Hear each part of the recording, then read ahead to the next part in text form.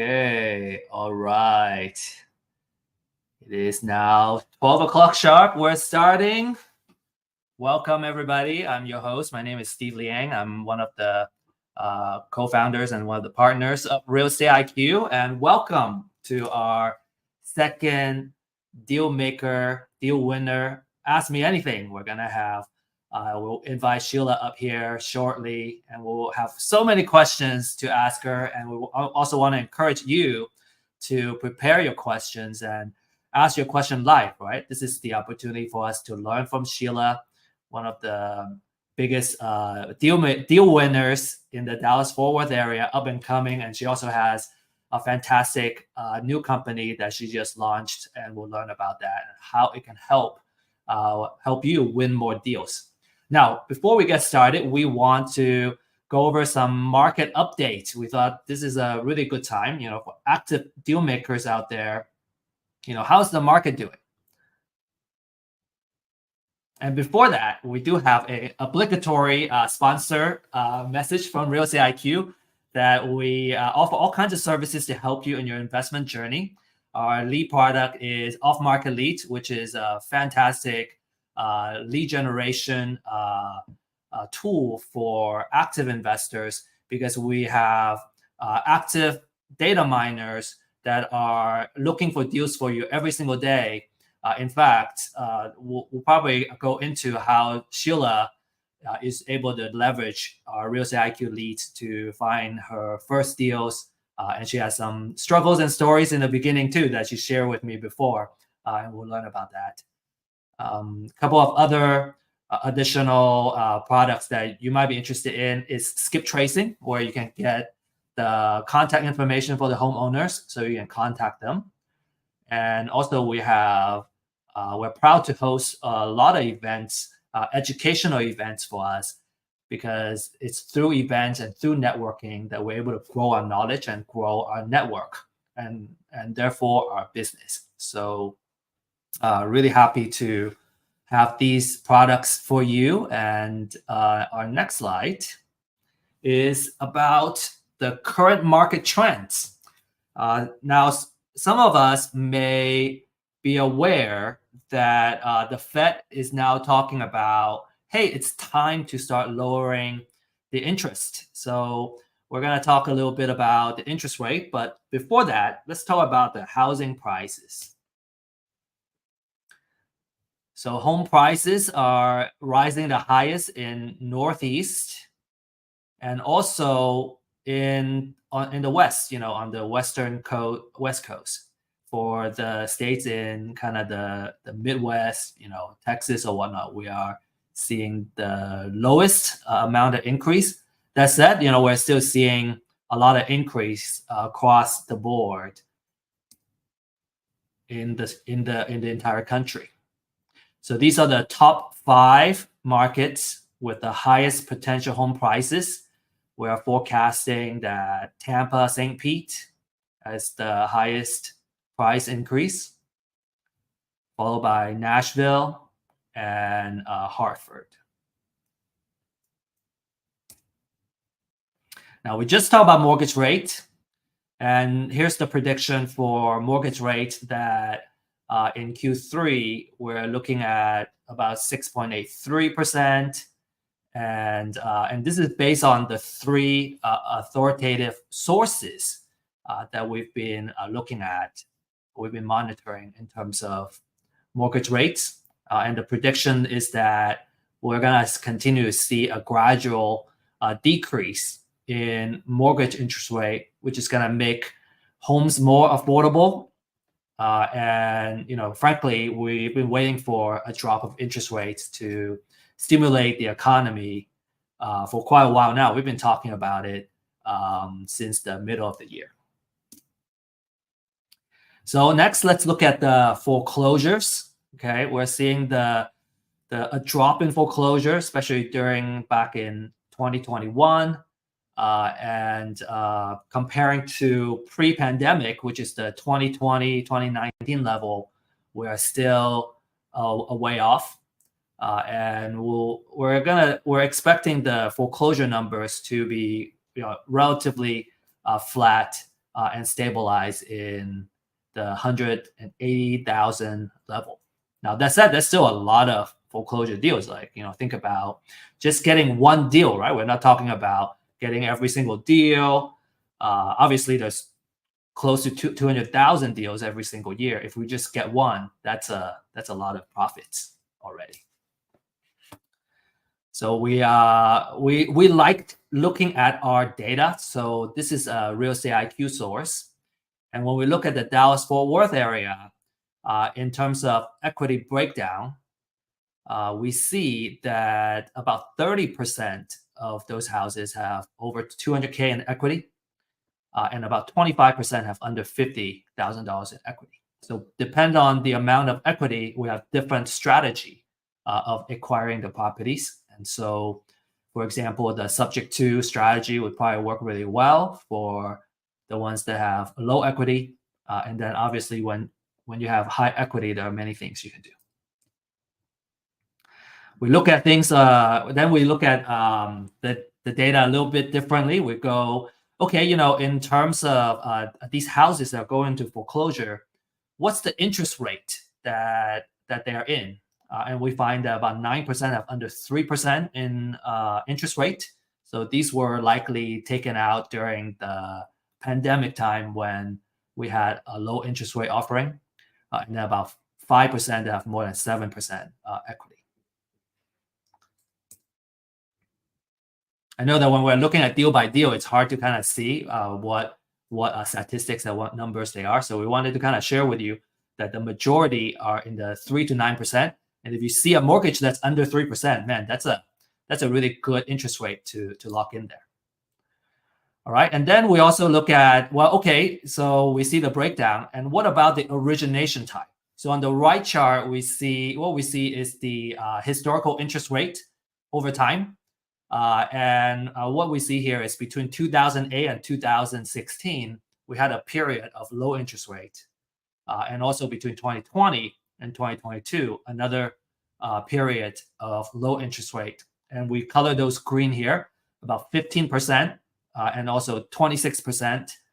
So a total of 41% of the mortgages have the low interest rate, or originated during the low interest rate times. And then here between 2023 and now, we're in a high interest rate environment now. So about 13 of those foreclosures were originated during that time, which is a higher interest rate. I thought that's very interesting. And the Real Estate IQ team also did another really cool chart, which I appreciate, is the top 5 zip codes that we should look into for door knocking. So what we do is we look at all the houses that are going into foreclosure, and we ask the question, which zip code has the most foreclosure properties? And these are the top 5. We have 75211 and 75216. They're from Dallas. And then we also have 76104 and 105, which are also kind of the top part of the top 5. And they're in Fort Worth. So if you're doing door knocking or driving for dollars, these are the top 5 zip codes we recommend that you start paying more attention to. Cool. So that's all we have for market update. We also want to let you know that we have pushed out the MAP process, which stands for the mortgage arbitrage process. We actually started using this method to acquire some deals, and you'll start seeing Real Estate IQ sharing and publishing some live deals that we were able to put on contract. In fact, we have a deal right now close to Waco. And if you are investing in that area, and it's an all cash deal, so this is maybe not necessarily the mortgage arbitrage piece, but we do have a live deal close to Waco. So if you're interested in learning more about the deal, just give us a holler or send a message on the comment section, and we'll get in touch with you. Okay, we're right on time. I want to introduce our next speaker, Sheila Thompson. She's a very good client of ours. She has won a lot of deals with the Real Estate IQ leads, and we just got to know each other last month. And really pleasant lady to chat with, and very, very smart too.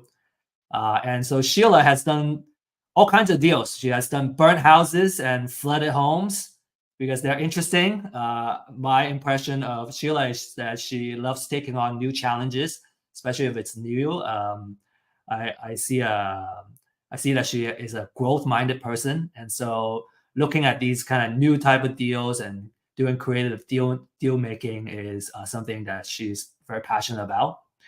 Another passion that she has is helping fellow investors and sharing her hard-won lessons. And so we talked about the Unlock VA as a company that she just recently launched to help investors get more deals and win more deals. So let's get started. And we welcome Sheila on the stage. Hey. All right. So Sheila, how are you doing? Could you tell us a brief story of yours? Yeah. Okay, so I'm Sheila. I'm an investor up in the DFW area. My background, so before I was, in real estate investing, my background was I worked in construction as a GC for commercial. So we really focused on building, hotels and hospitals and that kind of thing. I'm originally from California, now in Texas. So I sometimes keep that a little bit hidden, It's like, whoop, nope. Yes. And so kind of moving here, we moved here during that COVID boom. We were right before it, and then we started to go into the COVID boom. And I just sort of realized, I don't think I'm meant to be an employee. I think every entrepreneur feels that and understands that statement where you're just not bred for it. You're meant to do something different. And so, my family, I come from a line of entrepreneurs, so I think it's just in my blood to go out on my own.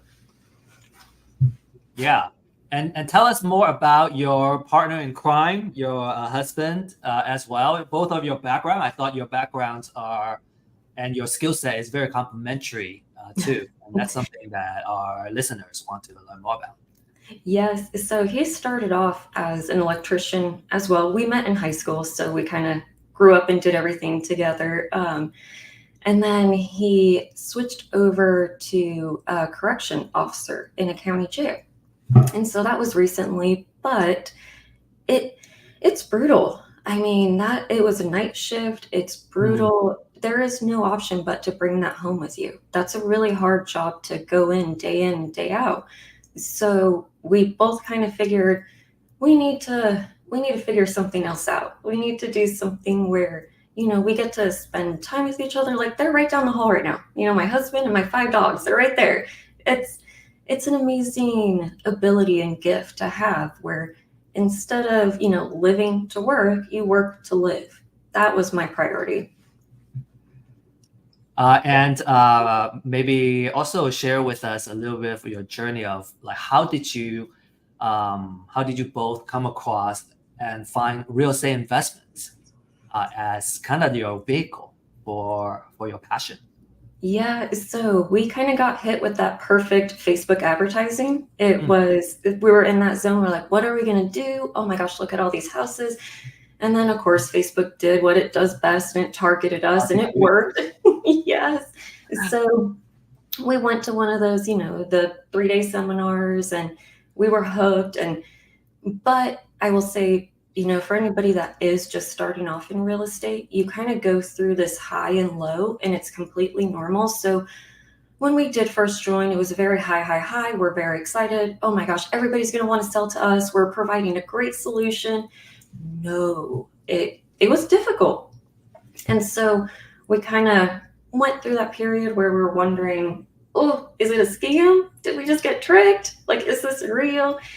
And so we were kind of in that fork in the road where we could either just stick to our day jobs, go back to work, forget this whole thing even happened, or double down and try again. And so we doubled down, we hired a VA, and kind of recognizing where our weaknesses were, because it's ironic, I do have the VA company, and people think that I love cold calling or that I love that aspect. And no, I sought out a VA because I hate cold calling. It is not my strong suit. I like talking to people that like talking to me.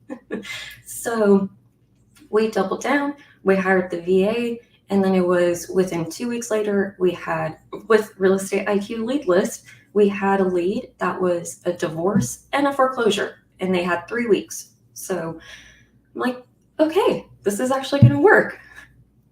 And tell us about your early struggle. I also understood that like for the first like 4 or 5 months, right? And every single day it's a struggle, No, especially when you're anxious about getting the deals.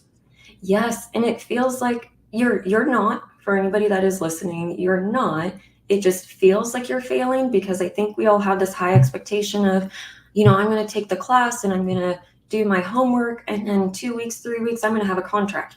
Okay, that's what happened to us. Is we had a lot of contracts, but they weren't closing because we didn't know the difference yet between a good lead and a bad lead. And we just thought anybody that signed a contract, woohoo, great job, let's go.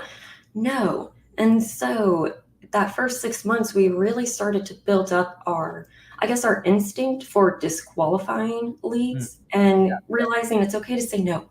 You're going to waste. It's a time saver. It's okay to say no. And so we kind of went through that 6-month hump, I guess, where it's like, oh my gosh, it's not closing, it's not working, and what are we doing wrong? And then we just realized we're not script people. We just want to talk to people. I'm not a salesperson. I am definitely not a cash offer type of person. You got to realize what you're good at and what you're bad at, more importantly. And I realized pretty quickly, I am not great at doing, some people really are, where they can bulldog into that cash offer. I wasn't. And so what really opened the door for me was I started to learn more about sub 2 and creative finance. I'm like, now here's where I'm really providing a real solution. I think it connected with me. So it's kind of, you got to keep going until you find something that you really connect with. And sub 2 creative finance, that's when it all connected for me. And so once I was able to figure out, like how you're talking low equity, no one else is reaching out to them. No one else is really helping them because they just think, hey, they don't meet that 70% minus repair. I love it because they do have that 3% interest rate. Mm-hmm. There are different ways to work the low equity, and you just got to figure out what speaks to you. So let's talk about this, and we talk about this during our math class too. This solution it really hits the right place, because for the homeowner, when they have low equity, what happens? They can't sell. They can't drop the price lower. Yeah. It just sits on the market. And this, especially, and I don't know if you specifically target the folks that are listed on the market or not, but they're also looking at closing costs. Yeah. And so now we're looking at a situation where they can't drop the price. They're stuck. And they have to keep making monthly payments still to keep the house, and they really needed that solution, and and I think that's where the sub 2 comes in. And Sheila, would you tell us more about how this sub 2 works and how it solves that problem for those that are new to the game? Yes. So typically, when you are looking at sub 2, when people are in foreclosure, it's very rarely the house's problem. You're not really looking in and saying, oh my God, this house is falling apart, that's why I'm in foreclosure. No, people are typically in foreclosure because they're going through the toughest time of their life. They have outside factors that are affecting them. And I let everybody know, selling to an investor is never going to be your first option. You should not look at us as your first solution. You should be looking at the market. You should be looking to sell at top dollar. So I do let everybody know, if they have the equity, go sell it on the market. I mean, there's even a strategy called novation for that, where I maybe do about 1 to 2 novations a month, where we have a homeowner, they have a bunch of equity. It would not be in their best interest to sell to someone like me. So instead, I just hold their hand to get them through the selling process on the market, so they can just focus and move on to the next house. Because my offer is going to be a lot worse than a traditional home buyer. So then we do have some lower equity people that just, like you said, they can't afford to sell. So typically they're going to have arrears or reinstatement. And so say, they're $10,000 in arrears, we'll step in, we'll pay off that $10,000. We'll give them some money to go and move on with their life, and then we'll take over their mortgage. And you can even do a sub-2 flip. We do a few of those. I love it because you don't have to go get hard money costs. You don't have to get a loan. You just do it yourself. Or you keep it, you wrap it, you rent it, and do whatever you want. And you know what I love, doing when I look at these sub-2 deals is that the math is completely different from a cash offer and cash deal, because in cash, we deal with the present. So the math needs to work. Mm-hmm. Like there's only this much equity or there's only this much. And so we can't offer any more. But when we do sub-2, now we're looking at the future value of money, and it completely opens up a different kind of math and a different kind of way of profiting. Mm-hmm. And I think that's where the magic is, in opening up kind of new venues of how to make the deal work. Yes. And Sheila, could you tell us more about Novation also, since you brought up Novation? How does that work? Yes. So that really, I kind of call it the relationship method, where it's you have a great relationship with the homeowner. They trust you. They maybe have had a bad experience with an agent, or they don't trust the agents. And so a lot of them say, I'm never selling in the market. I don't want to sell with an agent. It's a headache, because it kind of is. There's a give and take. You get a higher offer, but you also have to deal with the headaches and the nitpicking and the inspection period. But so what we do is kind of like a full turnkey service, where we do have relationships or agents that are working with us, and they will list at a really great discount. But I'll handle everything for them. The negotiating, the inspections, the appraisals, doing the comps, fighting the appraiser. I kind of step in, and I'm that go-between between the agent and the homeowner, because they literally never want to hear from the agent. They just want to focus on packing and moving. Okay, I got you. We'll handle it.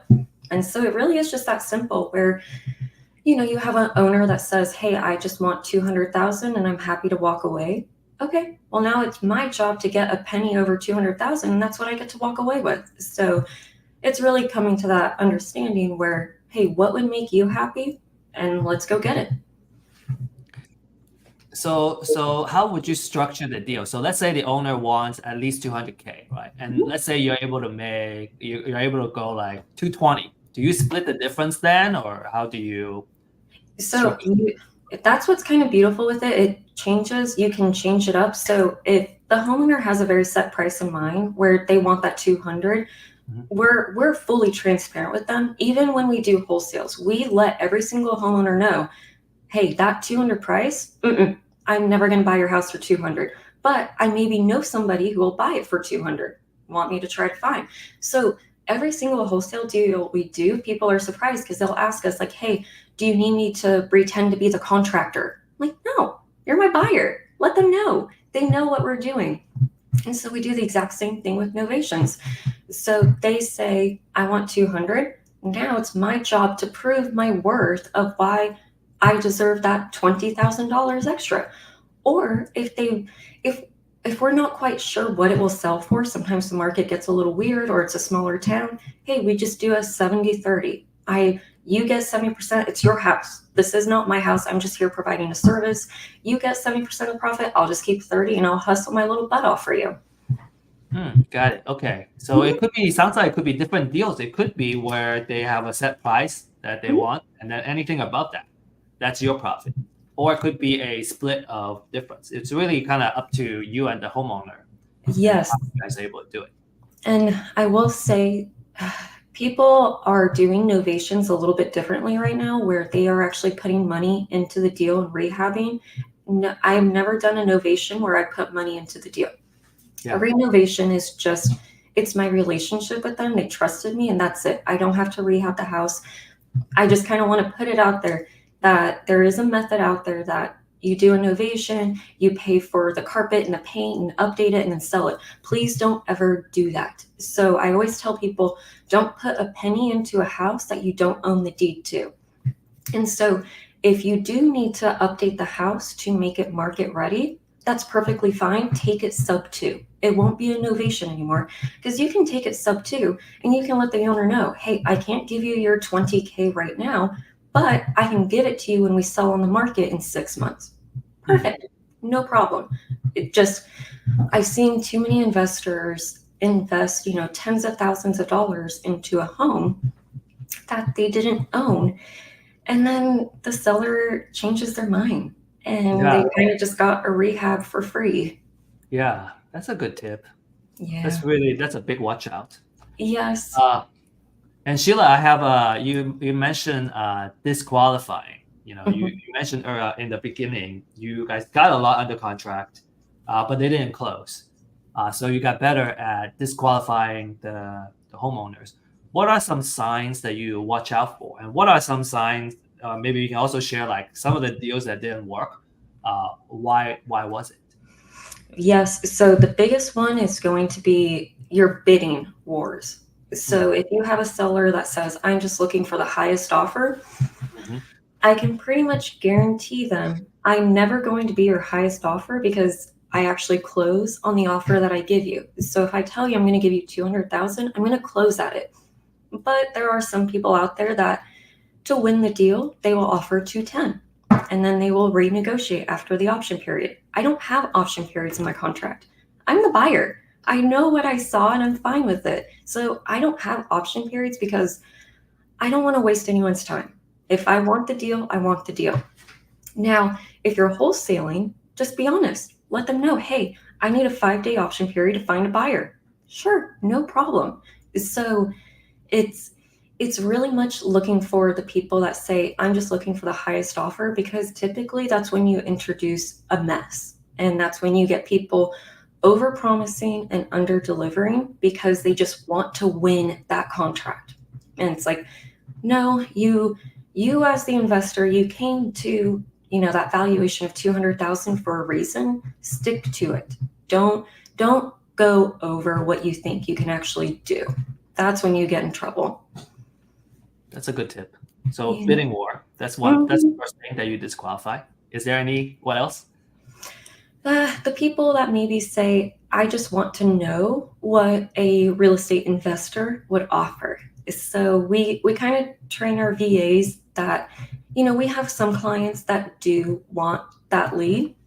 If the lead just says, I don't know if I'm interested in selling, I just want to know what you're going to offer. So for me personally, I do not consider that a lead.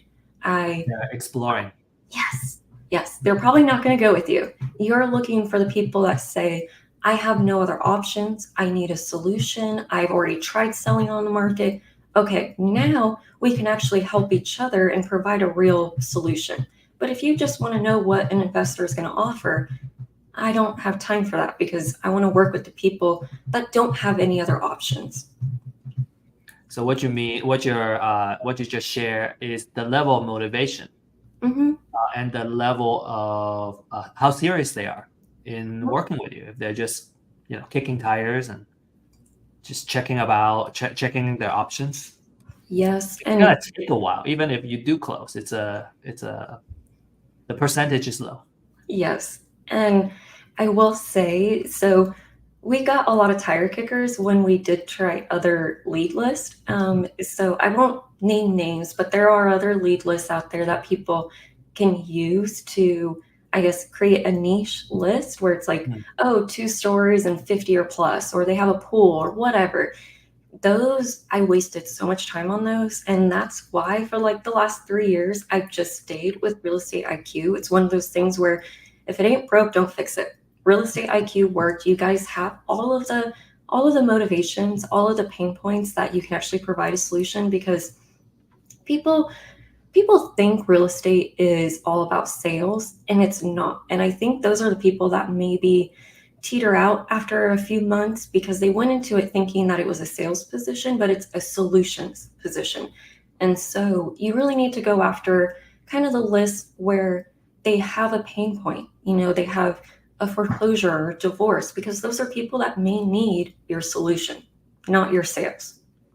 Yeah, I would agree with that. I think a couple of things that I learned is there's a financial solution type of consultation, really, because we're trying to structure a deal that can solve their problem, and everyone have a little slightly different problem and slightly different motivation. And then the other one that I had a misconception before is like, you don't tell them that you're a wholesaler or you're an investor. You don't tell them that you want to buy their house, or you may not be the end buyer. Actually, the more transparent, the better, and the more they appreciate it, because at the end of the day, it's about winning over their trust and building that credibility. Because in order for any deal to go through, the trust is the underlying foundation for any deal to really happen, because the deal may fall through. Yes. Yep. And that was the reason a lot of my deals fell through in the beginning, is because I went with what the stereotypical training is, where, build your contracts this way, put a 30-day option period, do all this, don't tell them, put and/or signs. And it's like, oh my God, you can't keep up with the lies, because it is lying. And I feel like that's dirty to say, but it is. And it's like, oh yeah, I have my 14th contractor coming to look at the house. Come on, really? What are we doing here? So our contract started actually closing when we just said, whoa, I'm never going to give you 200. But, CCQ from California may. Let me try. I can try to find you a buyer. Of every single person that we have ever said that to says, of course, I don't care. Sure, I don't care. They literally say, I don't care who closes on my house as long as I get 200,000. Yes. Like, come on. They went with you and they signed a contract with you as a wholesaler because they liked you. But at the end of the day, they just want their 200. So if you tell them, I'll get it, they'll sign with you still. There's no need for the sneakiness and it's too much to keep track of. It's overwhelming. It's not right. I always find that transparency and honesty is like the best policy. I can't keep track of it myself. Like I just don't want that extra stress of trying to hide. It's too much. And Sheila, you mentioned also, I want to tell you a couple of things about Real Estate IQ too, because you asked that we change the workflow to speed things up for the pre-foreclosure. We're implementing that now. So we're gonna mine the ownership and the address and skip trace them first. And then the deed information, we're deprioritizing that, because that's usually kind of the holdup for offering and delivering that data to you guys. And so we're implementing that right now. We should start seeing better speed going up.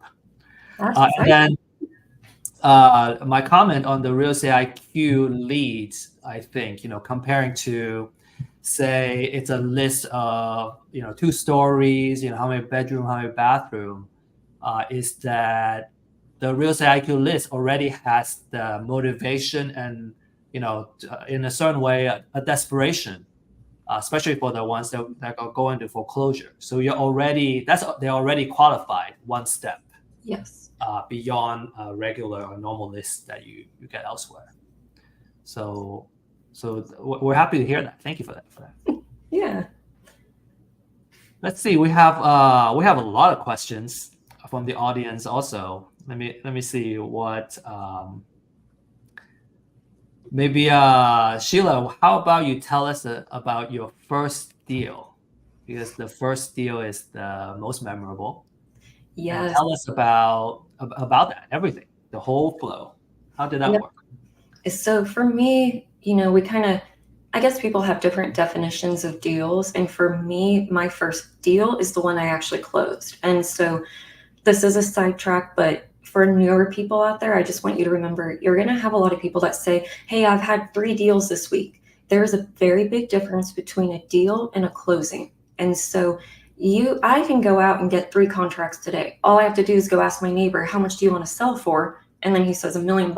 Okay, here's a contract for $1 million. Cool. I got a deal, but I don't have a closing. So for us, our first closing, it was actually in Anna, Texas. It was a little bit of a smaller town. We wholesaled it. It was, they were facing divorce. They had already left the house. It was abandoned. They were actually just kind of convinced that it was going to go to foreclosure. They weren't answering calls, but we had our VA. She was calling them nonstop. And so the husband, he finally answered the phone. Is like, what do you want? And she was like, oh, I'm sorry, but do you want to sell your home? It's going to foreclosure, like blah, blah, blah. And it worked. And then, he reached out to us and he's like, well, I do want to sell, but my ex-wife, she won't answer her phone. Well, we kept blowing her up and texting her until she finally answered. And we just said, you're leaving money on the table. Like, you can actually get money from this. You won't have a foreclosure on your record, the whole spiel. And she agreed. So it was a little bit of a bad house. I'm sure if you can imagine, they're going through a lot of stress. They are in divorce, they're in foreclosure. They had 3 kids. They left. It looked like in the middle of the night, they just left, because a lot of people think when they receive that foreclosure notice, they think they have to leave their house immediately. And that's what happened in this situation. They didn't know they had at least 21 days. And so we actually did go in. We hired some help on Craigslist to help us de-trash it and put everything in the garage to make it show up a little bit better. Because the way it looked, I don't think we could have wholesaled it for the amount that we could have and also given them money. I think it would have hurt everybody. So we just invested a couple $100 to clean it up and then wholesale it. The guy ended up flipping it, put it on the market, and that was history. And so once we did that first deal, it was very good. And we kind of just doubled down again, and I quit my job right after that. I think I was just waiting for one deal, and I'm like, I'm done. Let's go. So, and how much do you guys end up making from that first deal? That one was a 40. A 40K. Yeah, I was like, okay, if I can do this not knowing anything, I think we're okay. It's good enough to quit the job. Yeah, I'm like, well, I can go door knocking tomorrow, I guess. So let's talk about sub 2 for a little bit, and then we'll talk about working with VAs too. We have this question: what's a common source for sub 2 deals? Yep, it's going to be your foreclosures. So I say, if you are looking for sub 2s, look for the foreclosures, because in a normal situation, if somebody's not facing foreclosure, I don't think sub 2 is a great solution. It can be higher risk. If you are, if you haven't done a sub 2 before as an investor, you need to make sure that you have the capital set aside for it. You need to make sure that you can cover the monthly mortgage for at least 6 months if you're wrapping it. It's not as glorified as people think it is. You need to make sure that you really have your stuff together as an investor before you offer sub 2.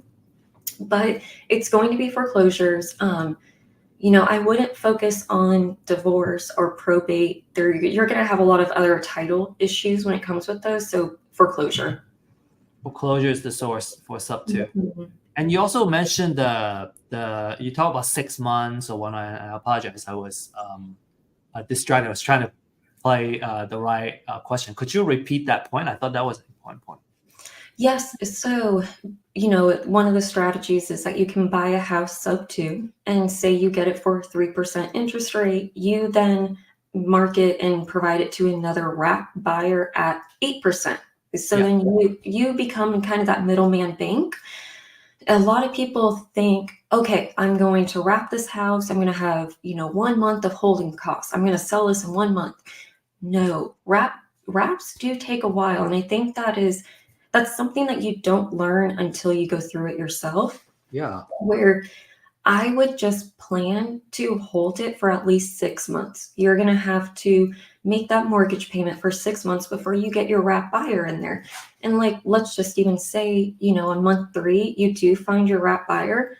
Well, typically you're still going to pay that next month for the wrap buyer, because these are normal people. They need to save, $2,000 for moving. So just to make it easy for everybody, just always project you're going to be still paying that next month, even after you close. Sure, you can charge it to them, but I want my rep buyers to be comfortable. I don't want them to be struggled or pushing it. So we always just cover the next month.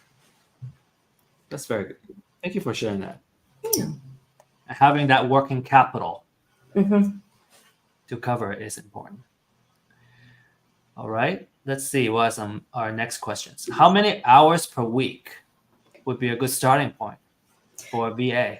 Yes. So we actually did used to offer 20 hours per week with the VAs, and it just was not enough. You kind of have a jive that you have to get into, a rhythm. And I do always say you kind of have your hot zones between 11 and 7 p.m. is when you need to do the cold calling. 4 hours, it just wasn't enough. And I could see it in the lead generation. And at the end of the day, you're going to be looking at me saying, whoa, I don't have enough leads. And I'm like, oh, it's not enough hours. So right now we just cut it off. This is what I personally have is 30 and 40 hours. It's the only way that I can make sure that you will have enough leads to actually close deals. There's no point. You're just going to be throwing money out the window if you do anything less than 30 hours a week. It's not going to be worth it. I know on paper you're saving money up front, but it's absolutely going to cost you more in the end because it's going to take you a lot longer. And do you recommend weekends? Would weekends better days or not really? You can do Saturdays, definitely not on Sundays. You're just going to piss people off. I mean, I kind of always say don't hit that family zone. So Yeah. don't hit the mornings because people are getting their kids ready for school, and don't hit the dinner time. Those are private hours. And I always try to put myself in their position where somebody called me at 9 a.m. or somebody called me at 7:30 p.m. You're like, hey, this is my time. Like, I'm off the work. Let's stop. So definitely not Sundays. Saturdays, it's a little bit hit and miss. A lot of times people just check out. If they don't recognize your phone number, they're not going to answer. People are checked out on the weekend. It's a little bit tougher. So I would hedge it a lot more in the beginning of the week. People are checked in on Mondays. They are knocking out their to-do list. They're answering their calls. They kind of have that motivation, and it sort of dwindles down during the week. Kind of just like all of us. Got it. Let's see. We got so many questions. How does it look like, or how does it feel like to have a VA? And maybe we can talk about the whole experience. It's searching for the deals and also doing the cold calls and outreach. What would the day-to-day or what would the experience like for an investor? Yes. Okay. I mean, okay, there are some people out there that they will say, I love talking to people. That's their strong suit. And it's really amazing to have that be your strong suit. And I think in the beginning, a lot of people, this is what I thought too. And this is why I wasted 6 months of my time is I was thinking, I have to do everything myself. I have to wear every hat. I have to know something before I ask someone else to do it. And all that I was doing, I'm horrible at cold calling. It's not because I wouldn't like it myself. And so I have too much of that struggle to get over, even though we're reaching out to provide a solution. I couldn't get over that mental block. And so hiring a VA to do the cold calling, for them, it's a little less brutal. Where for us, we're like, yes, you have to sell to me. I need this deal. And it's about you. And you start to get a little selfish and you're like, well, I need this deal, so you have to sell to me. No, it's more like the VA. They're just, okay, no problem. You don't want to sell to me? That's completely okay. I'll go on to the next. It hits a little differently. So it's more about putting someone in a position where you're not excelling at. And so if you are a great cold caller, sure, go ahead and do it. But I would venture to say that if you're a good cold caller, you're probably going to be a great closer. So let's build your time instead of cold calling. let's build it into transitioning those hot leads into contracts. And don't spend 8 hours cold calling where all you get is voicemails. Talk to people that want to talk to you. So let's talk about that too, Sheila. In terms of being a closer and closing, what would be like kind of the more important skill set or factor in being able to get that deal under contract? Yes. What would So you say? What are the qualities? it's going off script. It's super simple. It's listening to people. It's not memorizing a script of, hey, this is where I need to go next. I need to make sure I ask this. Like when we go to people's houses, I do not sit there and pick apart their home. That's not what I'm there to do. I'm not there to point out, oh, this is a hideous paint color. Oh my God, your carpet's 10 years old. Oh, your dog pee in the corner. No, like people want to do business with people that they feel good with. And so I'm not here to make you feel horrible about your home. Like anything that is, we can fix it. That's what we're here for. We are real estate investors. We're taking on a problem house because I can provide a solution. And so it's really just listening to the people, just pretending you're at a backyard barbecue and that you're talking with your aunt. And it's like, okay, selling your house is important, but what about afterwards? What are we doing afterwards? Do you need to find a place to live? Do you have family that you can go with? Or it's kind of looking that one step ahead for them. So your best relationships, your best closings are going to be when you actually go off script. And you look out for their best interest. Yeah, because I mean, at the end of the day, it's kind of like a man convinced against his will is of the same opinion still. And so, yes, you can strong arm a contract in the moment. Some people are very good at that, where they build that sales pressure, they build that, like, I must sign or I'm going to lose my house in 4 weeks. And I don't see those transitioning a lot into actual closings because everybody always stops and thinks about it. Whoa, I don't think that was the best deal for me. Or so you have to make sure, like, you want the person to tell you no right now. So that is one of the things that I ask them, like, how will you know I'm the right decision? Will you tell me no? I can take no, I can't take maybe. So if you're saying, maybe I'll work with you, why? Why is it a maybe? Just if it's a no, tell me no. That I can work with. So a lot of people kind of push for that. You really want to work with me? I'm your best solution. No, if you don't want to work with me, tell me and I can move on. It's okay. And I love that. I think just having that, having the, what's the word? Having the, I'm looking for that word. I'm hoping Sheila, you can bail me out here. It's to be able to make a decision of yes or no, instead of maybe and getting strung along, and it's a waste of time, right? Yeah. And I love that your approach is to look out for the best interest. I have worked with investors where they pride themselves in being the best negotiator, getting the most from the table. I think over time it hurts you because if you take the most from the deal, I don't want to do a deal with you anymore. Yes. There's no more deals. Yes, and you know that too. And to be honest, someone who is maybe facing foreclosure, they probably know someone else who's struggling too. And so, yeah, maybe you left $5,000 on the table with this homeowner and you gave them, $5,000 extra, whatever it may be. But it's that relationship for the next time. It's that next referral.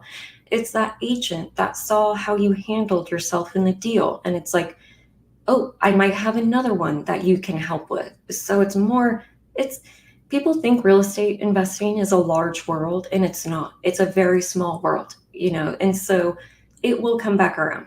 It is short-lived, and don't be greedy. There's always more. There's the next one. Don't get so focused on, deal number one where you just squeeze it for everything it has. No, just do what's best for everybody and move on to the next. I do strongly believe in the karma. It will catch up. Just put it Sheila, out. that's why I appreciate you and Kurt so much. Even in our first conversation, is that you both are very long term minded, and your starting point is to help people, and being able to develop and build that relationship with these sellers. To me, is crucial. Just from a human happiness standpoint, I want to have a drink with these people. I want to hang out, and like if we're doing deals, it's because we like each other, right? It's not because we're just doing for one deal and one transaction and we don't like each other. I feel like our life is too short for that. Yes. And I certainly also incorporate that in the deals that I make too. I'm like, hey, I like you. You're a straightforward guy. Like, I can see myself sitting down and hanging out with you. So that's why we're doing the deal. Yeah, and that is what is nice. Like I bring a little bit of the softer approach in my husband and I's relationship. He brings more of that like straight, no BS, straight to the point approach. Yeah. And I think, it's his background where it feeds well, where, if the conversation is going on a little bit too long, he's great at saying, okay, but what are we going to do to solve this situation right now? Like, what are we doing right now? Let's get to it. So it's a good bridge. And like I will say for the husbands and wives out there, like actually build on that and work together on it. I would say don't divide and conquer, work together. If you have a lead appointment, both go to it, because you never know who someone will connect with. And when we do go to lead appointments, we'll both go and you'll see, someone will look at you more, or someone will look at your husband more, or they'll answer the husband. Okay, let him take the lead then. That they're connecting with him. Perfect. You take a step back. So I do hear a lot of husband and wives like, oh, divide and conquer. You work this one, I'll work that one. You'll get further along doing it together. I love that. So let's talk about Unlock VA. This is from Becky. I see no difference in VA services. So how do you set yourself apart? Like, how do we tell one VA service from another? Yeah, so I guess the biggest difference is going to be you have managed VAs, which is a little bit more of like a premium package, I guess, where they have the coaching, they have monitoring of performance, they have training, they're managed. And then you have Fiverr and Upwork VAs, which are really great for people that are a little bit more on a budget, or just they want somebody who has a lot more time to be hands-on. When I first started, I still had my W-2. I did not have the time to train someone, first off. And how am I going to train someone on something that I'm not good at either? I don't have passion for it. So instead, let's hire a company where this is all that they do. This is what they focus on, where we have managers that have been, cold callers themselves for 5 to 6 years that can actually train and coach. And we are attracting some really amazing VAs. So I have been incredibly lucky, and where one of them has 16 years experience. I'm like, we call her the little Shermanator. She kicks butt. But it's really about finding the people that fill where you're weak at. And so if you're not looking to be hands-on, then don't hire a Fiverr or Upwork VA. Or if some people, they try to intermingle different VA skills, where you will have a VA that does cold calling, admin tasks, general data entry. No. If you have a VA that's a great cold caller, leave her in cold calling. You are doing a disservice by putting her in admin tasks or updating calendars. I want what you're good at. I want you to stay there and excel in it. And it's also listening. So when we do interview our VAs, we're listening for that positivity. I kind of always say, like, I want to hear your smile through the phone, because you get one chance to connect with someone in 3 seconds before they decide if they're going to hang up on you. You have to be positive. You have to be happy. You have to have every single phone call, you have to reset and renew yourself. And so we do coaching sessions and team meetings with our VAs, and we let them know, like, you are actual life changers. And so you're changing the life of your client because you're giving them an opportunity that they didn't have themselves, but you're just a phone call away from changing someone else's life, giving them a solution that they didn't have before. And so it's making sure the VAs understand this isn't sales, that yes, have the script that you can build from, but your best leads are going to be when you go off script. And so that's really something that you can't train for. That's just a soft skill. And so we're really looking for those soft skills of, can you connect? Do you listen? Do you understand what they're saying? Kind of what I let people know is, if we all stuck to the script, so let's say we were talking to a lead and she's like, well, I haven't paid my mortgage in a year because my husband passed away last year. Well, if you stuck to the script, your next question should be, well, have you done any updates since then? Completely misread the room, like completely missed the mark there. Going on to updates is technically correct. That's the next step that you should go to. And that's what a VA who is untrained and unmanaged, that's what they do. That's the script. But having a VA that actually understands we're providing solutions, it's, no, I am so sorry to hear that. What is the best solution for you? What are you thinking will help resolve this? Because now you're going to get into a different type of conversation. Cool. I know you haven't replaced the carpet in 10 years, but by saying and addressing the pain point, we're going to get further into who they are as people, which is what actually matters. It's not about the house, it's about the people. And for them to choose who they would work with, who they want to work with, it's about that connection and how much it's like you said, Sheila, it's your listening skills. It's how much do they feel that you understand them and that you're looking out for their best interests. I really see a big difference maker there. And it's really good to hear that you guys are incorporating that in your training process and how you coach your team. We have a compensation question. You pay your VA based on hourly or a quote? So it is both. So you will pay them hourly. What we're trying to avoid is what you were originally doing. So when you were cold calling yourself, no matter how good you are, you're going to have that desperation about you. You're going to have like, oh, you got to sell to me. I called 100 people today and you're the only one that answered. My entire life rides on this. Like, you're not going to hide it. So your VA, you want them to have a much calmer demeanor. And so pay them hourly. If a lead says no to them, it's not a life changer for them. They just move on to the next, which is what we should all be doing. But I think when we take it on personally, we focus too much on turning that no into a yes instead of just moving on to the next. So, but then of course, I always let clients know, treat the VA as a part of your team just as much as your partner is. So when you do weekly meetings with your partner, you should be doing weekly meetings with your VA. Let them know, hey, this lead was really good because of this. This lead was not good because of this. Grow with them. Let them know the troubles that you're going through. Let them know the projects that you're working on. Then also when you do close a deal, compensate them.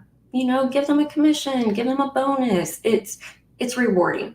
So it's just like us, where, when the company does good, they give bonuses at the end of the year or project-based bonuses. Same for them. You don't have to, but I just say you should. We got a couple of questions about pricing, Sheila, for Unlock VA. Yes. Okay. So it depends on what kind of VA that you want. We call them like a lead generator, which is going to be your VA that generates leads. It's going to be the cold calling, the texting, prospecting. That is $8.50 an hour. Then we do also offer, we call them lead managers. These are VAs with a lot more experience. They're a lot harder to find. So they are $10.50 an hour. They are the ones that are actually going to be taking those hot leads and nurturing them. They're going to be turning those leads into contracts. They're going to be handling the negotiations for you. They're going to be pretty much taking every hot lead and focused on turning it into a contract. I would say probably the biggest misconception is that people, they sort of think every lead is going to be an immediate contract. But even though you have a hot lead sent to your email, they still need 7 to 13 follow-ups. It's still going to take you a lot of times to reach back out to them again, to get them to even get back on the phone. And so just because you have a lead doesn't mean you have a contract. So we do offer lead managers to do that work for you. And that follow-up is so important. Mm-hmm. And making them feel cared for, and kind of keeping track of the issues that they're trying to solve, and just kind of staying on top of the issue for them. I find that very important. So our time is up. Thank you, Sheila, thank you so much for joining us and answering so many questions we have. There are more questions. There are so many questions here that we couldn't answer and finish getting back to. So I think what we'll do is invite Sheila back for our next Q&A session. And also maybe one thing we could do, Sheila, is we send you the list of Q&A questions and we turn it into like a PDF document that we send to the attendees, and then they can review. So anyway, just a little bit of cliffhanger for those that are hungry for more. And I know Sheila has a lot more lessons and a lot more golden nuggets up her sleeves. So we'll certainly invite her back. Sheila, thank you so much. Appreciate you. And check her out. Check out her website. Her website is actually right here in her background, unlockva.com. And you can get more of your questions about how to retain her services and maybe more questions, more frequently asked questions from her website. All right, our time's up. Thank you, everybody. And we're going to keep this running for a while for those that want to. Remember, if you register for this webinar, you will receive a recording of this webinar. Also, you will receive any kind of like PDF documents of Q&A and answers and all the resources from this class. So, all right, that's it. Have a great rest of Monday. Again, we're going to leave this running for the next 13 minutes or so. And we also have, I think our team wanted me to really mention this. We do have a special gift just for you. If you take a picture of this QR code and share your feedback, it's a very short 5 or 6 question survey. We do want to get your feedback of how we can improve this event. We want to keep improving our event for you, so it's valuable. I personally have learned a lot from this class, and thank you again, Sheila. And so we'll be back in a week or 2 weeks, in about 2 weeks, and for our next deal winner, Ask Me Anything. Also, we're also talking to Sheila about running a live class sometime in the future too. So we're really looking forward to that. Thank you. All right.